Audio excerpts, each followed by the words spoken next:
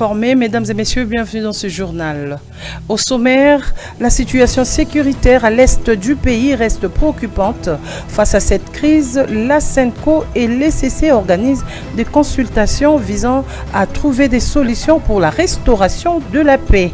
Après être reçue par le président de la République le lundi 3 février, cette délégation a rencontré ce mardi l'opposant Martin Fayulu. Une session extraordinaire convoquée sur demande du chef de l'État Félix Tshisekedi a été ouverte ce mardi à l'Assemblée nationale par son président Vital Kamerhe et il a demandé des sanctions contre le Rwanda. C'est tout pour le titre. Bienvenue dans ce journal, mesdames et messieurs. Ouvrons-le par cette note de la présidence où le président de la République, Félix Tshisekedi, a reçu le représentant de la conférence épiscopale nationale et de l'Église du Christ au Congo, conduite par le cardinal Fridolin Ambongo. La situation préoccupante dans la partie est du pays était au centre de cet entretien. C'est un reportage de la presse présidentielle. Suivez. Cette séance de travail est une réponse apportée à la demande pressante formulée par le cardinal Fridolin Ambongo Besungu de rencontrer le chef de l'État et échanger avec lui autour de la situation sécuritaire et humanitaire alarmante causée par l'invasion d'une partie du territoire national par l'armée rwandaise. Dans la suite du cardinal s'est trouvée une délégation conjointe et restreinte de la SENCO et de l'Église du Christ au Congo, ECC, avec Monseigneur Fulgence Mouteba, archevêque de Lubumbashi et président de la SENCO, le révérend pasteur André Bokondoa, président de l'ECC, de Monseigneur Donancier Cholet, secrétaire général de la SENCO, et du révérend Eric Senga, secrétaire général de l'ECC. Les chefs religieux de l'Église catholique et de l'Église protestante ont présenté et remis au chef de l'État un projet de sortie de crise. Nous avons pris l'initiative, ce n'est pas lui qui nous a demandé de faire ce projet. Les deux églises ont pris l'initiative de concevoir ce projet et aujourd'hui nous sommes venus le lui présenter. Il a reçu ça avec beaucoup d'attention, il a admiré, il a beaucoup apprécié. Les églises ont estimé qu'à cette étape des événements, il était beaucoup plus important d'amener une proposition concrète susceptible de créer un consensus national. Et ce que nous avons aimé, c'est que le chef de l'État est revenu sur deux mots-clés. Le premier, ce qu'il dit, il nous faut la cohésion nationale. Et le deuxième mot-clé, il nous faut la compréhension commune sur le défi qui pèse non seulement sur la personne de Félix Tshisekedi, mais sur le destin de notre pays. Interrogé sur les silences des princes de l'Église, sur l'agression, les prélats se défendent d'être dans une posture de rapprochement des partis. Ce silence se justifie par rapport à ce que nous sommes en train de faire maintenant. Le cardinal a tout de même lancé un message de compassion à l'endroit de la population de Goma.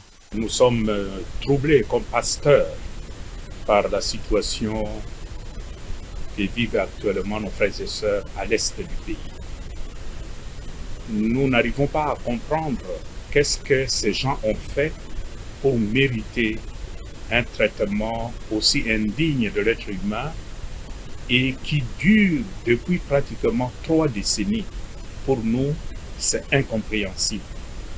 Voilà pourquoi nous, comme pasteurs, tout en prenant notre responsabilité à aller vers les uns et les autres pour chercher des solutions à cette situation, nous voulons d'abord exprimer notre compassion, notre proximité et aussi notre solidarité avec nos frères et sœurs qui vivent à l'est du pays, notamment à Goma. Les chefs religieux des églises catholiques et protestantes affirment avoir été motivés par les discours du chef de l'État à la nation lancés sur la cohésion nationale. Après avoir échangé avec le président de la République, la délégation de la SENCO ECC a rencontré ce mardi l'opposant Martin Fayulu. La question de la résolution de la crise congolaise était au menu de cet entretien qui vise à sortir de la RDC de cette crise sécuritaire. Suivez. L'appel en faveur du pacte social pour la paix et le bien vivre ensemble en RDC est l'objectif assigné par la SENCO et l'ECC. Les consultations auprès des acteurs politiques a débuté le lundi 3 février. Pour ce mardi, le premier opposant à être consulté est Martin Fayoulou de l'ECD dans son bureau de travail à Gombe. Il était question, après cet entretien, de voir les acteurs clés de notre pays. Et c'est ce qui nous a amené aujourd'hui chez le président Martin Fayoulou pour discuter avec lui, pour présenter également l'initiative. Le président de l'ECD a accueilli ces projets à bras ouverts. Les initiateurs se sont dit satisfaits de cet esprit d'écoute. Et les entretiens se sont très bien passés. Il a accueilli avec intérêt. Il a fait des observations des fonds et des contributions.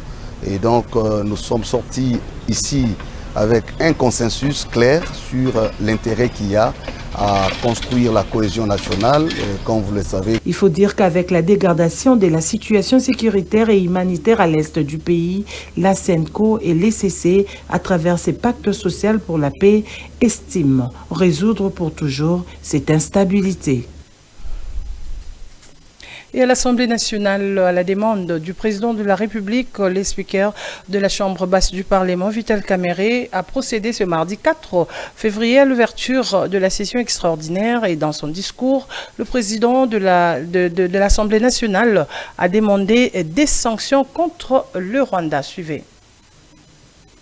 Cependant, nombreux d'entre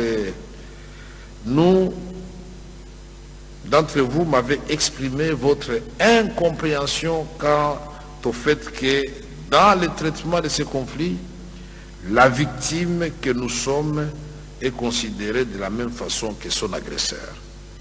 Alors qu'ailleurs, des circonstances similaires donnent lieu à une démarcation plus claire et des actions plus vigoureuses de la communauté internationale en faveur de ceux qui sont agressés.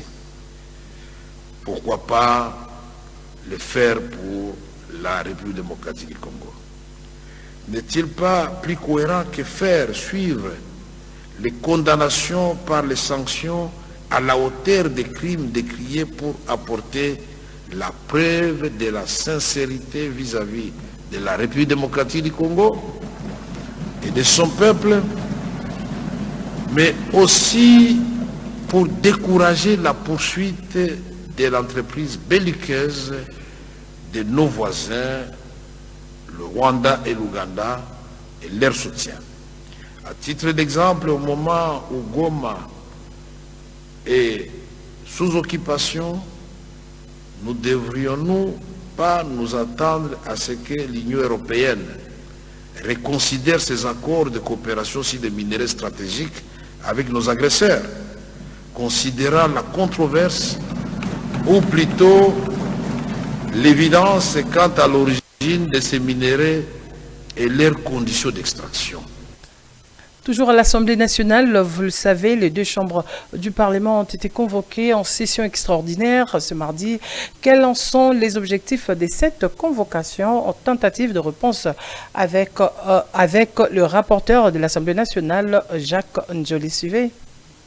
Le président de l'Assemblée nationale et le président du Sénat se sont retrouvés pour faire le point et dégager des perspectives parlementaires à la riposte que le pouvoir législatif va apporter à la situation grave créée par l'occupation de notre pays, par son invasion, son agression par le Rwanda avec ses supplétifs du M23 qui, le 27 janvier, ont occupé la ville de Goma. À la suite de cette grave violation du droit international et de notre intégrité territoriale, que le président de la République, qui a reçu les deux présidents de chambre le 27 janvier, a ensuite accordé une audience à ces deux hauts responsables de la République.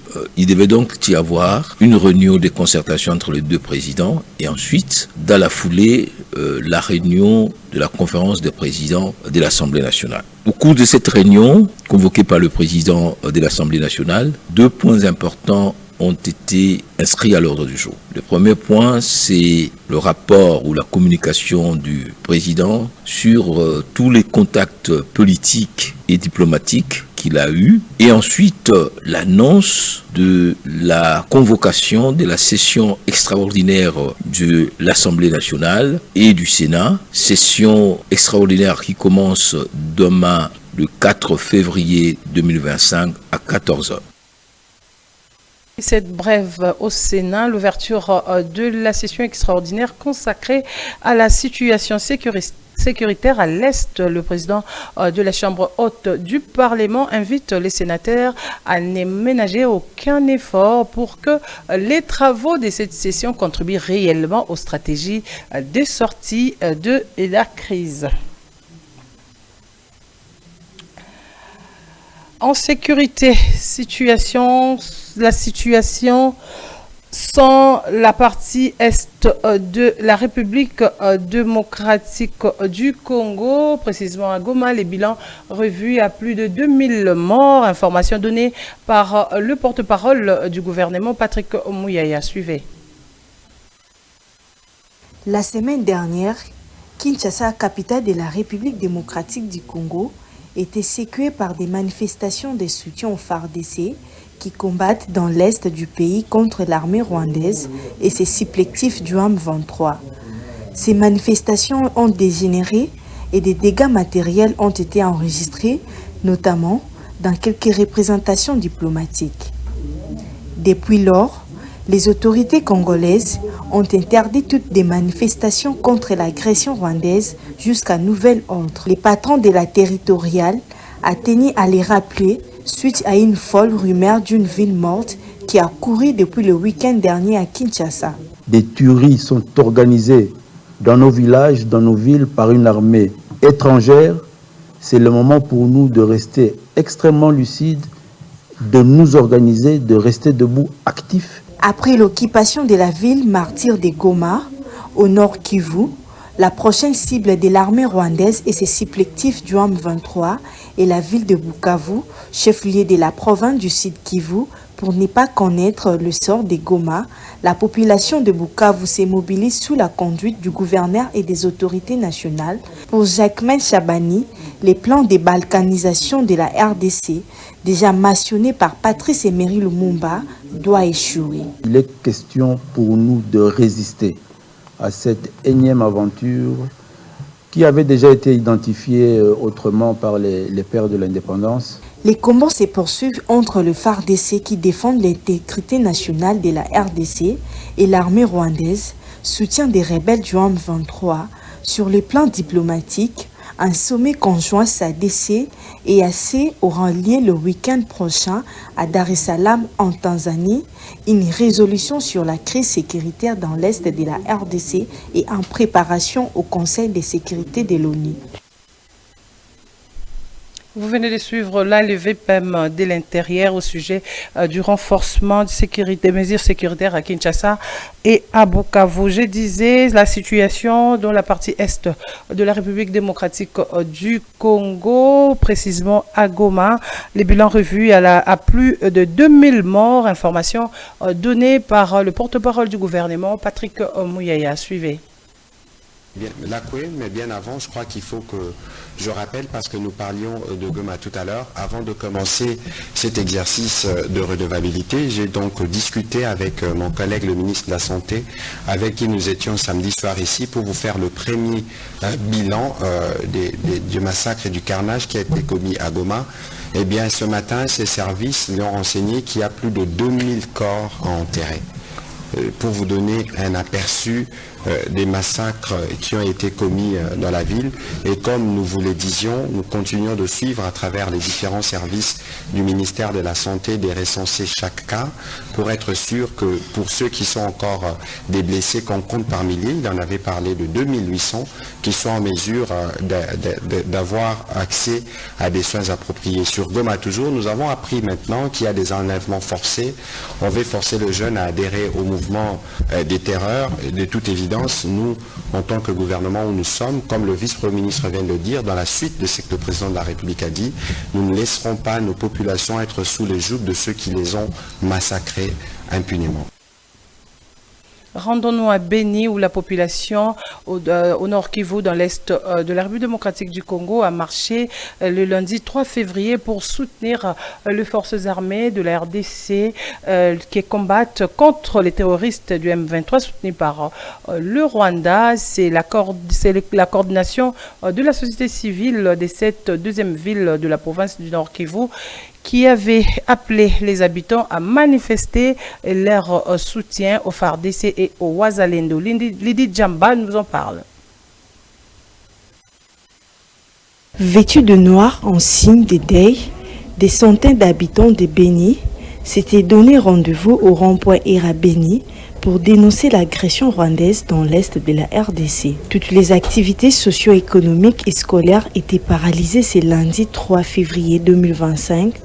Les autorités politico-administratives de Beni, députés nationaux et provinciaux à vacances dans la ville et les anonymes ont marché en scandant des chansons hostiles aux autorités rwandaises. À travers les calicots, certains messages étaient lisibles, certains au soutien aux forces régulières et d'autres fustigent l'inaction de la communauté internationale face aux massacres et d'autres abus dans la partie est de la RDC. Les manifestants ont exprimé leur détermination à défendre leur ville contre les agresseurs. Cette guerre vient de causer plus de 700 morts et plus de 2800 blessés à vie de Goma.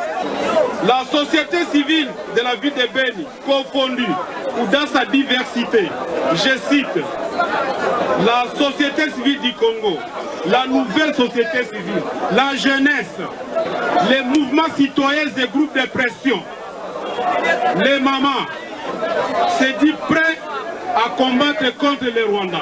Partie du rond-point Era Beni, la marche a eu comme point de chute la mairie de Beni. Et en religion, un culte écuménique pour la paix a été organisé le lundi 3 février à l'esplanade du Palais du Peuple dans la commune de Lingwala. Les chefs religieux ont demandé à la communauté internationale des sanctions contre le Rwanda et le M23 qui se battent contre le FARDC dans la partie est et orientale de la RDC. Suivez. Plusieurs milliers de fidèles des différentes confessions religieuses de la République démocratique du Congo ont répondu à l'appel lancé par leurs dirigeants. Vêtus de leurs tennis, l'air différenciant les uns des autres avec le groupe de fanfares abordant les drapeaux de la RDC, ces différents croyants sont restés attentifs à chaque étape de ces cultes. Lors de sa prise de parole, le représentant légal des églises de Réveil, Évariste Njibaya Mapia, a circonscrit les cadres avant de donner 72 heures à la communauté internationale pour prendre des sanctions concrètes contre le Rwanda et les M23.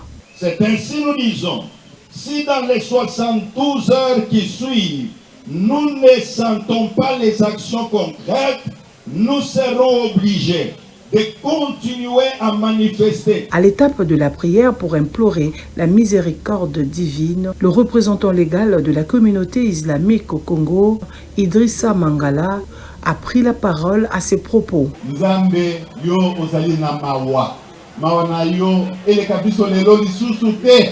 Quant au représentant légal de l'armée du salut au Congo, l'intégrité de la République démocratique du Congo doit rester intacte.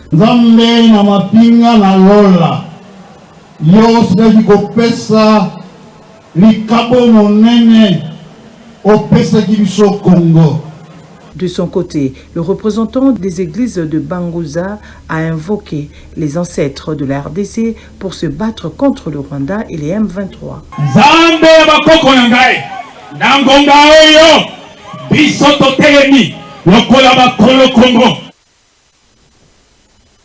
Voilà, c'est par ici que nous mettons fin à ces journaux. Avant de nous quitter, les rappels des titres. La situation sécuritaire à l'est du pays reste préoccupante. Face à cette crise, la SENCO et l'ECC organisent des consultations visant à trouver des solutions pour la restauration de la paix. Après être reçue par le président de la République le lundi 3 février, cette délégation a rencontré ce mardi l'opposant Martin Fayulu.